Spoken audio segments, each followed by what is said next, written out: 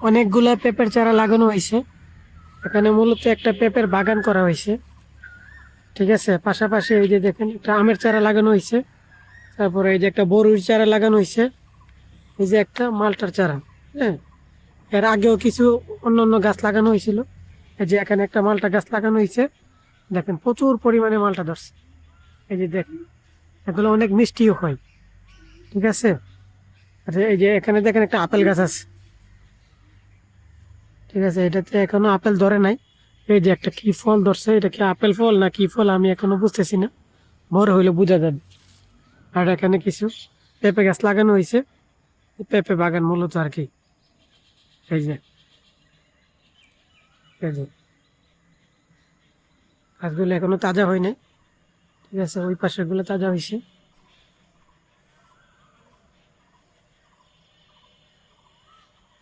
এই যে এখানে একটা মালটার চারা লাগানো হয়েছে। ঠিক আছে, এটা অন্য ধরনের একটা চারা।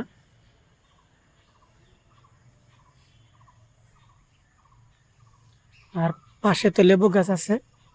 ওইদিকে আপনার এই যে একটা ডালিম গাছ আছে।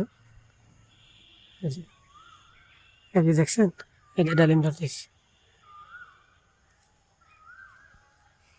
আর লেবু গাছে 12 মাসই লেবু ধরে।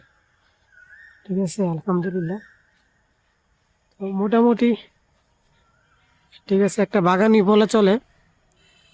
আস্তে আস্তে সবগুলা গাছ বড় হইলে একটা বাগানের মতো লাগবে।